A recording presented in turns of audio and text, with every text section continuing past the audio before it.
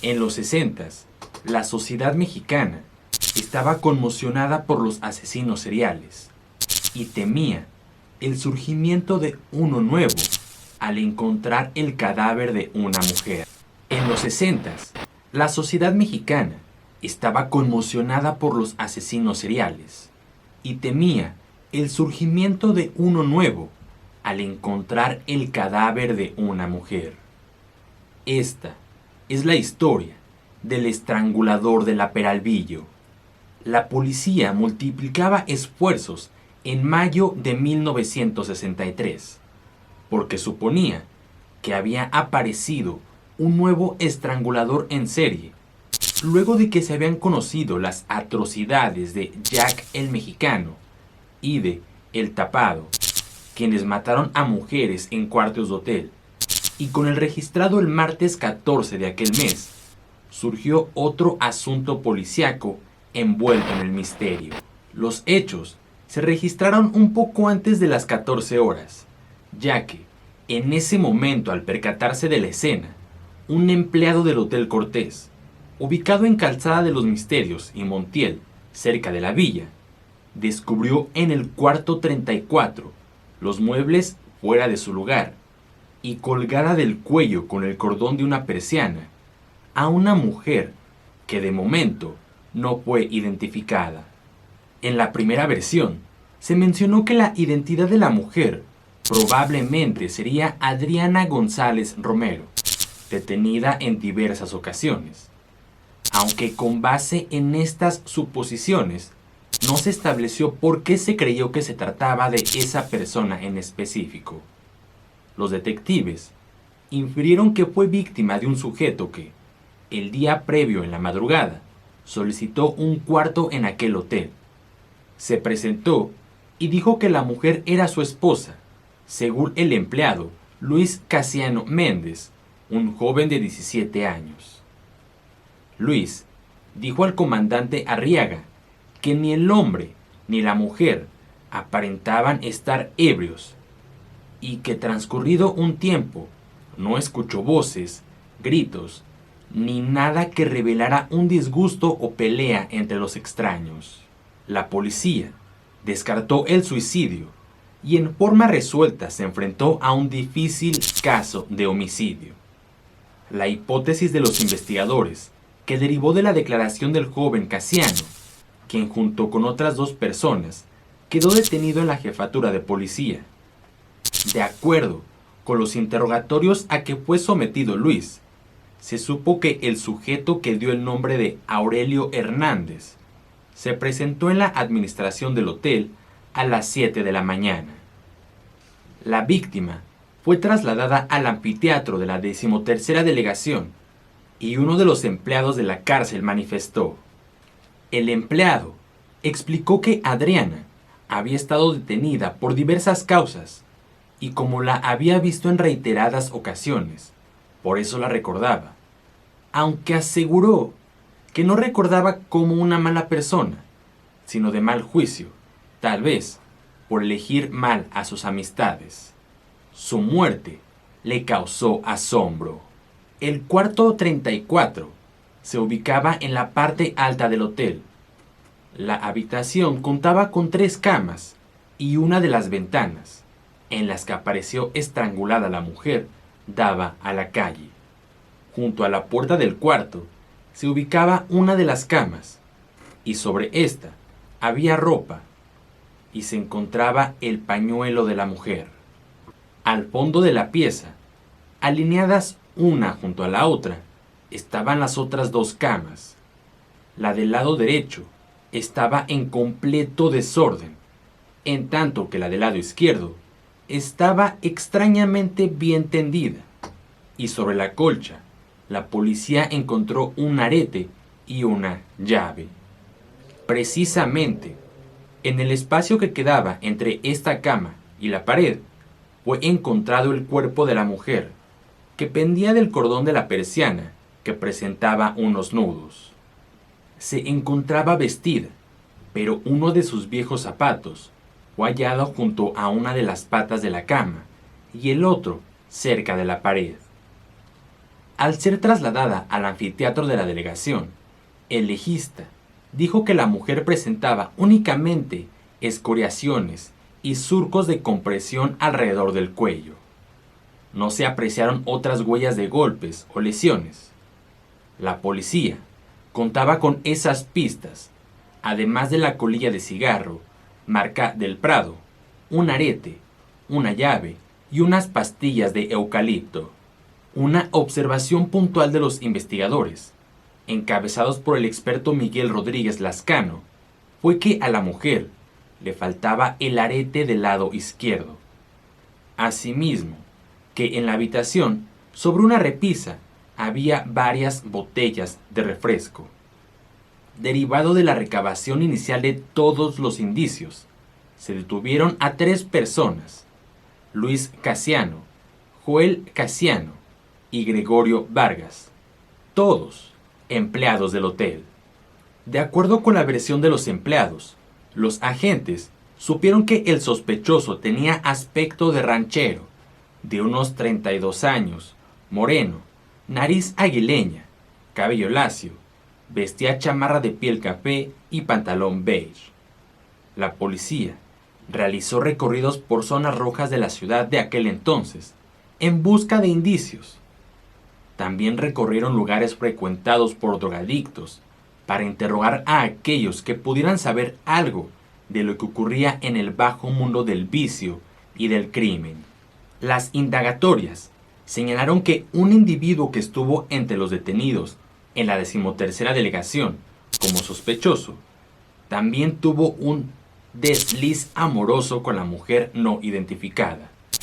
No obstante, debido a que señas particulares no coincidían con las del supuesto criminal, quedó libre, pero no descartado del todo. Aparte de este y los pocos datos recabados al inicio de la investigación, nada pudo saber la policía sobre el caso, es decir, se quedaban sin pistas.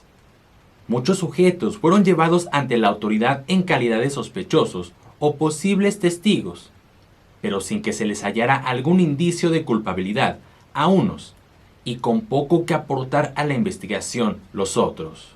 De todos los datos aportados por aquellos que fueron entrevistados, el único que parecía cobrar relevancia fue el apodo de un sujeto, el Mantequilla, pues al parecer había sido pareja sentimental de la Oxisa. No, aquí lo voy a cambiar.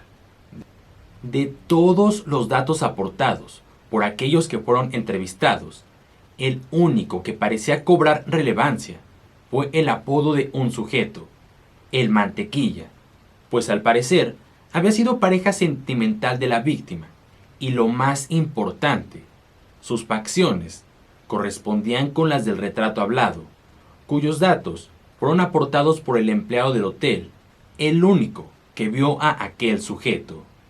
Los días pasaban y la mujer aún permanecía en el servicio médico.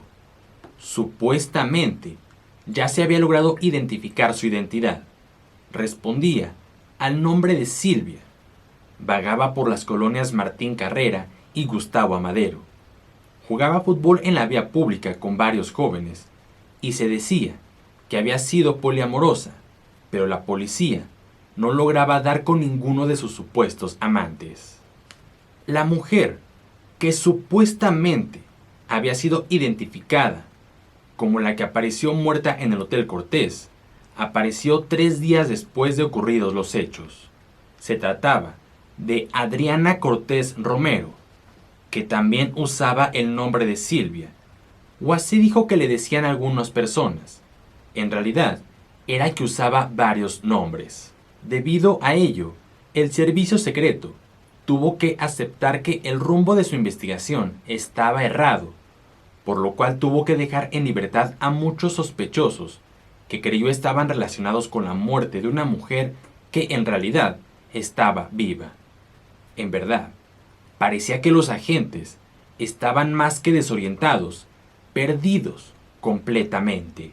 El sábado 18 de mayo de 1963 fue identificada y reclamada la víctima como Enriqueta Celis Iniestra, alegre mesera, de un centro nocturno denominado Cabaret Jardín, ubicado en la colonia Guerrero.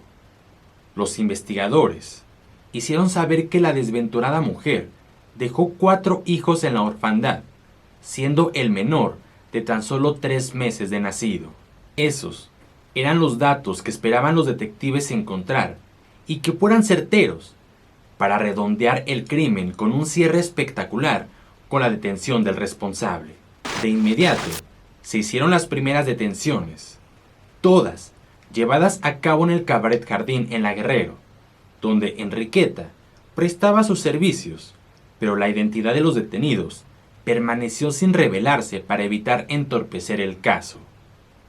Por su parte, Nicolasa Iniestra López, madre de la víctima, dijo no tener datos útiles para la policía en relación con el asesinato de su hija. Reconoció que días antes habían discutido amargamente y la había corrido de su casa, por lo que ignoraba lo que había sucedido con su hija. Finalmente, el 21 de mayo de 1963, fue arrestado el ferrocarrilero Aurelio Valdés Hernández, conocido como el Toluco, de 25 años, quien se ocultaba en Atlacomulco, Estado de México.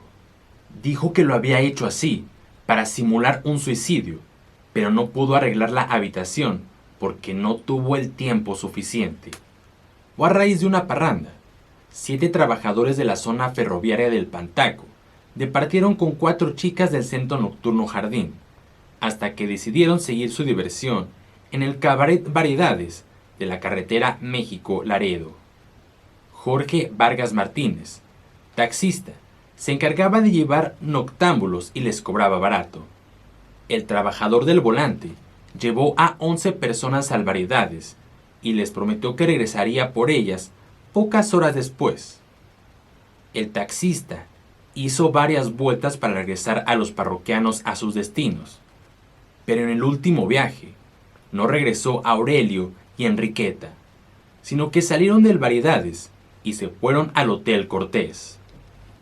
Ahí pidieron una habitación para descansar y por 15 pesos les asignaron la habitación número 34. Ya en el interior del cuarto, el ferrocarrilero se percató que le faltaban 4,800 pesos que traía envueltos en un papel y guardados en la bolsa de la camisa. Entonces, enfureció porque el dinero, según afirmó, era para comprar un terreno y cederlo a sus hijos. Aparentemente, Enriqueta fue la responsable de la desaparición misteriosa de los billetes. El ferrocarrilero trató de hacer confesar por las buenas a Enriqueta, quien lo negó, pero cuando el hombre perdió la paciencia y quiso saber la verdad, por las malas, la tomó por fuerza de los cabellos hasta que la hizo llorar. Y entonces confesó que, en efecto, se los había robado, pero que los había entregado a una amiga para repartirlos después. Entonces, el ferroviario la sujetó de los brazos con las rodillas y le hundió los pulgares en el cuello hasta que Enriqueta dejó de respirar. Después la colgó con un cordón de persiana para dar la impresión de que se había suicidado. Se apresuró a abandonar la habitación y cuando iba a salir del hotel, se cruzó con el joven Casiano, a quien le dijo que regresaría más tarde, pues iría a comprar comida, pero ya no regresó. Los detenidos en la redada del cabaret dieron el nombre de Aurelio como uno más de los que participaron aquel día en la parranda.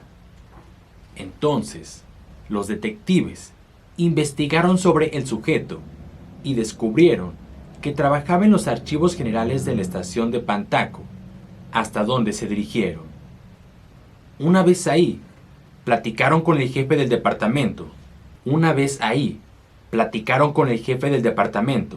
Quien les informó que Aurelio se había presentado en el Pantaco para pedir un permiso por 1 año, a lo que Juan Ramírez, su jefe, incluso le preguntó en broma si no sería a él a quien buscaba la policía. Los agentes judiciales, Conrado Rodríguez y Gilberto Hernández, dijeron que lo buscaron inicialmente en su domicilio de la colonia agrícola oriental, pero se había ido con su familia al Estado de México, donde finalmente fue capturado y llevado ante la justicia.